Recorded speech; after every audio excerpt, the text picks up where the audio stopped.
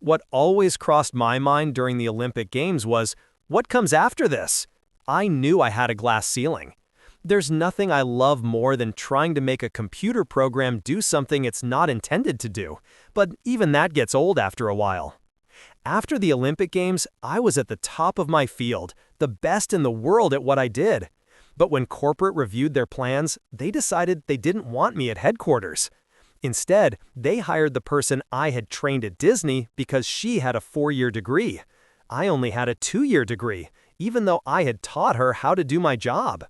Then came another opportunity. I was offered a position in Chicago. The schools division had won a major contract for 200 schools, and they needed someone for the controller role.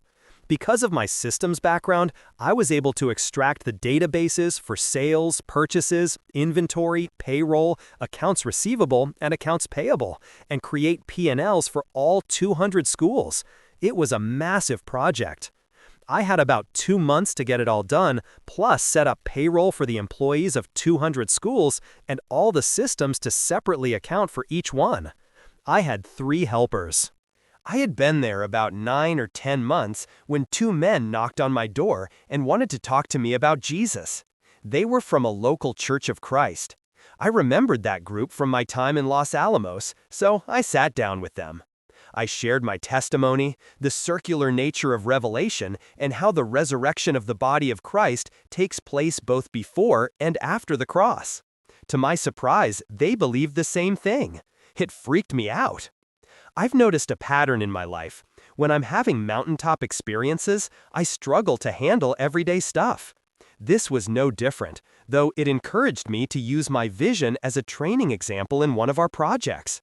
That didn't go over too well. Corporate came in and decided that I was the only one who truly understood my Excel system.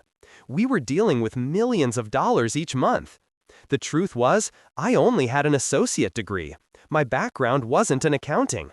Yet I was depositing checks for $8 million and preparing the budget for the next year.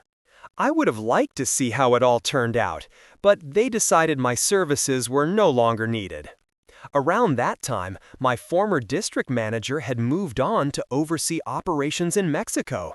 He said I could come down there. Apparently, he was having problems with theft and thought I could figure it out. If anybody could, it would be me. But after years of non-stop work, I had learned something important. Some problems don't go away, no matter how hard you try. Fraud, corruption, sometimes they're built into the system, and you're not going to change it.